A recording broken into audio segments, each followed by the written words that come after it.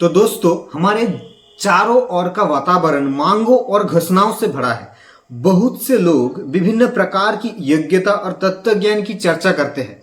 मसीही लोगों का विश्वास और कहना है कि मैं प्रभु के लिए जीवित हूं या परमेश्वर की बेटा हूं या फिर बेटी हूं, परंतु उनका जीवन उनके कथन के साथ मेल नहीं खाता।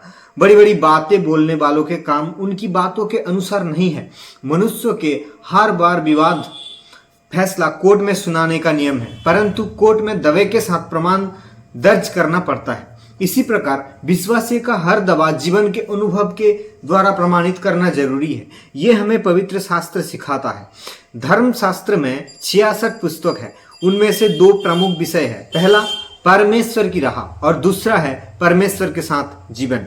इसमें पहला भाग है कि पापी मनुष्य परमेश्वर के साथ किस प्रकार संबंध रख सकता है। पापी मनुष्य का परिवर्तन पाने के लिए और पाप से कठोर दंड के और साप से छुटकारा पाने के लिए परमेश्वर से भेंट करना जरूरी है। पापी मनुष्य पवित्र परमेश्वर से भेंट नहीं कर सकता, लेकिन जब मानव पाप के कारण पतित हुई तब परमेश्वर का सनातन प्रेम मानव जाति के प्रति रहा। बाइबल बताती है क्योंकि परमेश्वर ने जगत से ऐसा प्रेम रखा कि उसने अपना एकलौता पुत्र को दे दिया, ताकि जो कोई उस पर विश्वास करे वो नाश ना हो परंतु अनंत जीवन पाए।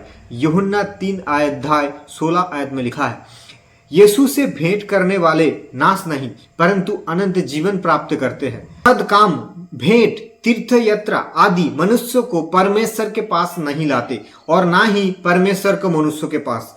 खुद की भलाई, पवित्रता और परिश्रम से कोई परमेश्वर को खुश नहीं कर सकता। पाप के कारण परमेश्वर और मनुष्य के बीच आई दरार को परमेश्वर ने स्वयं खत्म किया।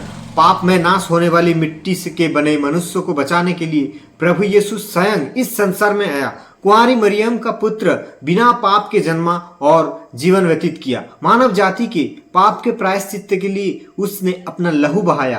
कालभैरी क्रूस पर स्वयं बलिदान होकर उसने अपने रक्त लहू को आखिरी बूंद तक हम सबके लिए बहाई। प्रभु यीशु मसीह का खून, उसका लहू हमें सब पापों से शुद्ध करता है। पहला यूहन्ना उसका 1:7 में लिखा है, वो मारा गया और गाड़ा गया परंतु संसार को अचंभित करते हुए तीसरे दिन जी भी उठा और आज भी जीवित है। कि यदि तू अपने मुंह से यीशु को प्रभु जानकर अंगीकार करे और अपने मन से विश्वास करे कि परमेश्वर ने उसे मरे हुओं में से जिलाया तो तू निश्चय उद्धार पाएगा।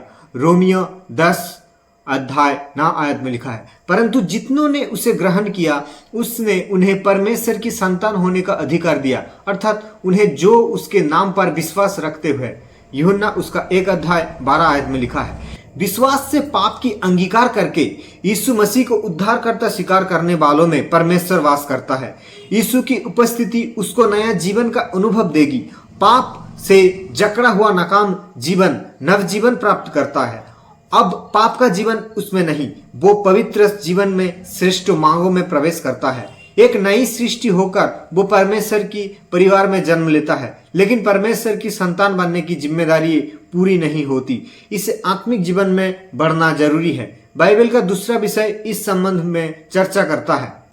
बाइबल पढ़ने वालों को ये अच्छी तरह समझ लेना चाहिए कि जो भाग वो पढ़ रहा है वो परमेश्वर के मार्ग के बारे में है अथवा परमेश्वर के साथ साथ चलने का संबंध में है। इस प्रकार पढ़ने से ही वो वचन जीवन में लाभकारी होगा।